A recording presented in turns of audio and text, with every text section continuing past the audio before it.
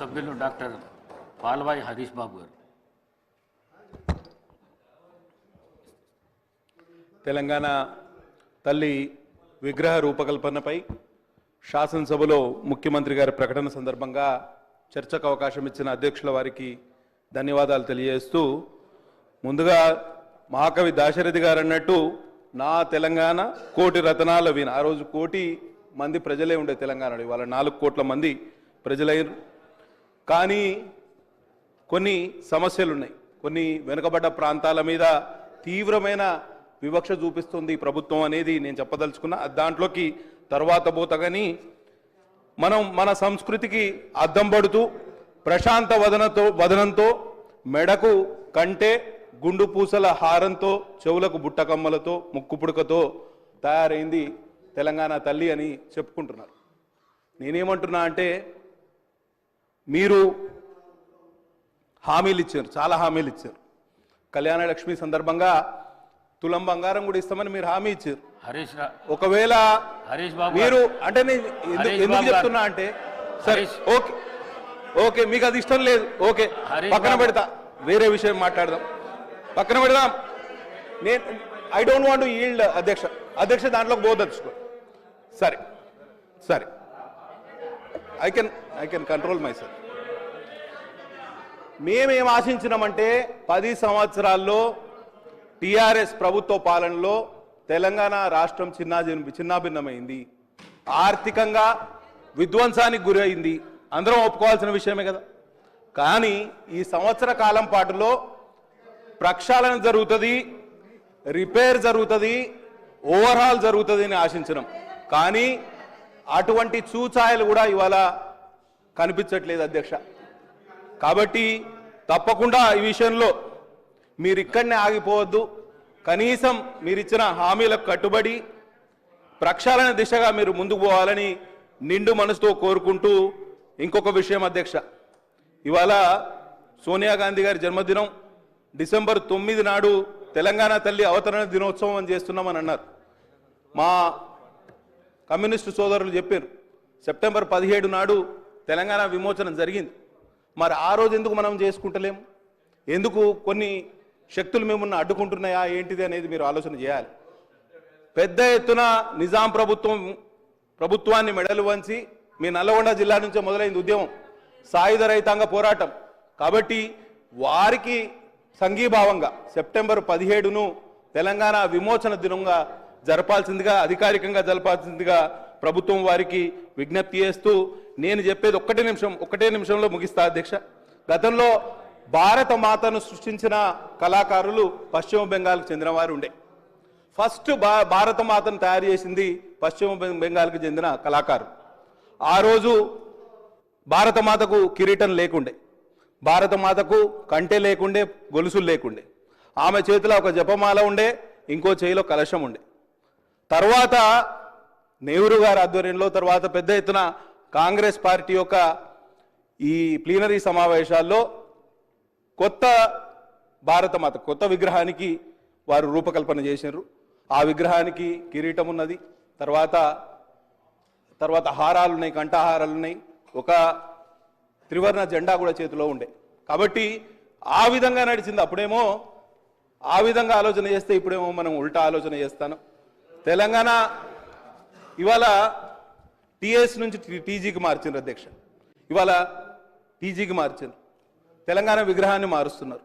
కేవలం విగ్రహాలు మార్చడం వలన, లేకపోతే పేర్లు మార్చడం వలన మనం ముందుకు పోతానం అనుకుంటే మనం తప్పు చేసిన వాళ్ళం అధ్యక్ష. కాబట్టి తప్పకుండా మీరు నిజంగా ప్రక్షాళన చేయాలనుకుంటే 4 కోట్ల తెలంగాణ ప్రజల బతుకులు బాగుపరిచే ఏర్పాటు చేయండి. కాబట్టి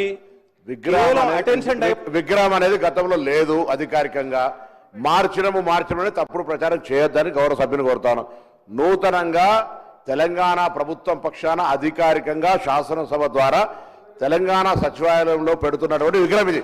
మార్చడం అవును, ఆనాడు తెలంగాణ ఉద్యమంలో మీరు మాట్లాడేటప్పుడు ఎట్లా మాట్లాడాలంటే, టీజీ అని ఉంటే గుండెలల్లా టీఎస్ అని రాసుకుని తప్పు, మీరు మార్చరు సక్రమంగా ఆమోదింపి ప్రశంసించారు, అది తీసుకొని మళ్ళీ మార్చడం అంటారు. గీతం లేకుండే, విగ్రహం లేకుండే తెలంగాణ ప్రజల ఆకాంక్ష టీజీ. టీఏసీ మార్చుకున్నారు. దాన్ని ఇప్పుడు మళ్ళీ మీరు ఏం మాట్లాడుతున్నారో మరి అంతే జనరల్గా ఇద్దరు ఒక్కటనే ఐడియా ఉందా? ఇప్పుడైనా కనీసం వాస్తవికంగా మాట్లాడే ప్రయత్నం చేయండి.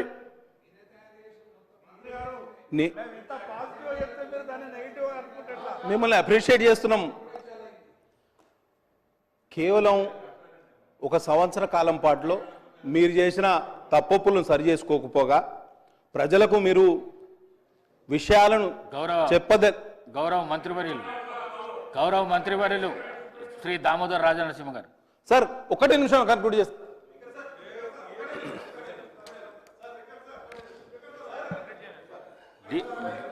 డీవియేషన్ కాకుండా ముఖ్యమంత్రి ప్రకటనపై క్లారిఫికేషన్ చెప్పండి. డీవియేషన్ అన్నారు, నేను ఒప్పుకున్నా, నేను ఒప్పుకున్నా, డీవియేషన్ కాలేదు. నేను గ్రౌండ్ రియాలిటీ నుంచి రెండు విషయాలు చెప్పదలుచుకున్నా. 4 కోట్ల తెలంగాణ ప్రజలు ఇవాళ సంవత్సర కాలం కాంగ్రెస్ ప్రభుత్వం ఏర్పాటైనాక తీవ్ర నిరాశ నిస్పృహల్లో ఉన్నారు అధ్యక్ష. చాలా ఇబ్బందుల్లో ఉన్నారు. వారిని ఆదుకునే ప్రయత్నం మనం తప్పకుండా చేయాలి. సరే, తెలంగాణ తల్లి ఆవిష్కరణకు మమ్మల్ని పిలిచిండ్రు. తెలంగాణ తల్లి రూపకల్పనలో కూడా ఉత్తమ్ కుమార్ రెడ్డి గారు ఇదే సభలో ఉన్నారు. వారు ప్యాడీ ప్రొక్యూర్మెంట్ పాలసీ తీసుకురాచే ప్రయత్నంలో మమ్మల్ని అందరినీ పిలిచారు, అఖిల పక్షాన్ని పిలిచిండ్రు, ఉత్తర ప్రత్యుత్తరాలు నడిపినారు. వారి కార్యాలయం నుంచి మాకు చాలా ఫోన్లు కూడా వచ్చినాయి. అదే ఒరవడిలో ఇవాళ మాకు కొంత సమాచారం ఇచ్చి మా సూచనలు సలహాలు కూడా తీసుకుంటే అఖిల పక్షాన్ని ఏర్పాటు చేస్తే ఈ విషయంలో మేము కూడా చొరవ తీసుకునేవాళ్ళం. కానీ ఇవాళ మా పైన మొత్తం తెలంగాణ సమాజం మీద రుద్దే ప్రయత్నం చేస్తున్నారు. అది కొంత ఆక్షేపణీయమని తెలియజేస్తూ, అట్లనే డిసెంబర్ 9 మీ నాయకురాలి యొక్క జన్మదినం, దాన్ని కూడా అవతరణ దినోత్సవంగా చెప్పే ప్రయత్నం కూడా చేస్తున్నారు. పార్టీకి సంబంధించిన విగ్రహం గతంలో ఉండేది అని మంత్రి గారు చెప్తారు అధ్యక్ష. పార్టీకి సంబంధించిన విగ్రహం గతంలో ఉన్నది, విగ్రహం పార్టీకి సంబంధించిందని చెప్తారు. ఇట్లా ప్రభుత్వం మారినప్పుడల్లా విగ్రహాలు మార్చుకుంటా పోతే, పేర్లు మార్చుకుంటా పోతే ఎక్కడికి పోతాం? ఒకసారి ఆలోచన చేయాలి. కాబట్టి ప్రజాధనం మినిస్టర్ గారు, మా సోదరులు బీజేపీకి సంబంధించిన గౌరవ శాసనసభ్యులు ఓ ప్రొడక్టివ్గా కన్స్ట్రక్టివ్గా సలహాలు ఇచ్చే మిత్రులు అతను 2-3 విషయాలు మాట్లాడతారని అనుకున్నాను. ఈరోజు ప్రత్యేకంగా మా సహచరులు చెప్పిండ్రు, పన్నం ప్రభాకర్ గారు, అసలు విగ్రహ రూపకల్పన ప్రభుత్వ పరంగా ఎప్పుడూ చేయలేదు. మొట్టమొదటిసారి 10 సంవత్సరాల తర్వాత రూపకల్పన జరుగుతూ ఉంది. దాంట్లో ముఖ్యమంత్రి గారు స్టేట్మెంట్ ఇవ్వటం జరిగింది. స్టేట్మెంట్కు సంబంధించి ప్రస్తావన ప్రత్యేకంగా ఒక ప్రధానమైన అంశం కనుక మీరు అవకాశం ఇచ్చారు అధ్యక్ష. ఈరోజు వారు ప్రభుత్వానికి సంబంధించిన మంచి చెడులు, వైఫల్యాలు, విజయాల గురించి తప్పకుండా సమావేశాలు నిర్వహిస్తాం. మీరు చెప్పే ప్రతి మాటకి 10 మాటలు చెప్తాం, వెనుకకు పోయేది లేదు. ఈరోజు కూడా మేము చెప్తా ఉన్నాం, ఈరోజు రాజకీయాలకు అతీతంగా బేషిజాలకు పోకుండా మేము ప్రధానంగా మెజారిటీ సంఖ్యలో మా గౌరవ శాసనసభ్యులు అందరూ ఉన్నారు ఇక్కడ. మెజారిటీకి సంబంధించిన అంశం విషయం కూడా మాట్లాడుతున్నాం అధ్యక్ష. ప్రస్తావన విషయంలో మీరు కొన్ని అంశాలు చెప్తా ఉన్నప్పుడు స్వీకరించడానికి మేము ఇక్కడ కూర్చున్నప్పుడు ఇదే అదనగా అనేక అంశాలు మాట్లాడుతూ ఉన్నారు. చెప్పమనండి, ఆ రోజు సోనియా గాంధీ గారు లేకుంటే తెలంగాణ రాష్ట్రం వచ్చేదా? ఈరోజు ఇది కాదు, అందరు యావత్ తెలంగాణ ప్రజానికానికి సంబంధించి ఈరోజు చేస్తా ఉన్న సందర్భంలో నేను చెప్తా ఉన్నా, ఈరోజు కూడా మేము విమర్శలు చేయదలుచుకోలే. ఈరోజు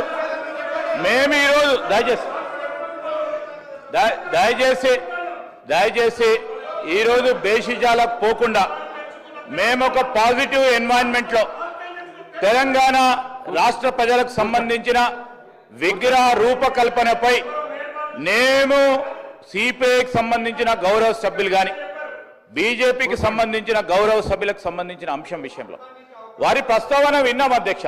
మా డాక్టర్ గారు, నేను మీ గురించి మాట్లాడతలేను, డాక్టర్ గారు చాలా సందర్భాల్లో కూడా ప్రస్తావన తీసుకొచ్చినప్పుడు మంచి సలహా ఇస్తాడు, సూచనలు చెప్తాడు. ఎందుకో డివేట్ అయిండు, ఆ విధంగా డివేట్ కాకుండా, ఎందుకంటే ఇది first time legislator. My request sir, ఈరోజు Please. నేను ఈ రోజు చెప్తా ఉన్నా ప్లీజ్ సార్ Please. ఈరోజు ఒక్క నిమిషం ఈరోజు మేము ప్రస్తావన చేస్తా ఉన్నాం అధ్యక్ష. రేపు మన కల్చర్కు సంబంధించి మన సంస్కృతికి సంబంధించి ప్రతిబింబించే ఒక అంశాన్ని తెలంగాణ యావత్ జాతికి సంబంధించిన అంశం చరిత్రలో నిలిచిపోయే ఈ అంశంపై వారు కూడా ప్రస్తావన చేయాలి. వారి ఆలోచనలు కూడా ఈ సభా రికార్డులో ఉండాలి. ఈ రాష్ట్ర ప్రజలందరూ కూడా వినాలి అనే ఉద్దేశంతోనే మీరు వెంకటరామరెడ్డి గారు పెద్ద హృదయంతో ఈరోజు అవకాశం ఇచ్చిండ్రు, కాదంటలేం. ఈరోజు మేమేం చెప్తా ఉన్నాం, బేషిజాలకు పోకుండి మీరు చెప్పే ప్రతి అంశంపై తప్పకుండా మేము ఈరోజు అభయం ఇస్తా ఉన్నాం. మేమిచ్చే అభయం ఇస్తా ఉన్నాము. మీరు అడిగే ప్రతి ప్రశ్నకి ఈ సందర్భంలో కాదు అధ్యక్ష, ఈరోజు ఈ సందర్భంలో కాదు. మేము వారు అడిగే ప్రతి ప్రశ్నకి జవాబుదారితనంగా మేము అధికార పక్షంలో ఉన్నాం. సభా సమావేశాలు జరుగుతూ ఉన్నాయి. వారు వేసే ప్రశ్నకు కానీ షార్ట్ నోటీస్ ద్వారా కానీ షార్ట్ డిస్కషన్ ద్వారా కానీ ఇతర రూపంలో వస్తే మా సహచర మంత్రివర్గ సోదరులతో పాటు మేము ఖచ్చితంగా కూడా సమాధానం చెప్పడం జరుగుతుంది. ఓపికతో ఉండండి అని కోరుతా ఉన్నా. ఇంకా రాబోయే ఇప్పుడు సెషన్ నడుస్తూ ఉంది. సెషన్కు సంబంధించి ముందుకు తీసుకెళ్లే ప్రయత్నంలో ముందుకు సాగుతా ఉన్నాం. నేను దయచేసి గౌరవ శాసనసభాపతి గారిని కోరుతా ఉన్నా, మీరు చాలా మంది సభ్యులు ఈ ప్రస్తావనలో పాల్గొనాలని ఆసక్తి చూపెడతా ఉన్నారు. దయచేసి వారికి కూడా అవకాశం ఇవ్వాలని కోరుతా ఉన్నాను. డాక్టర్ రామచంద్ర నాయక్ గారు.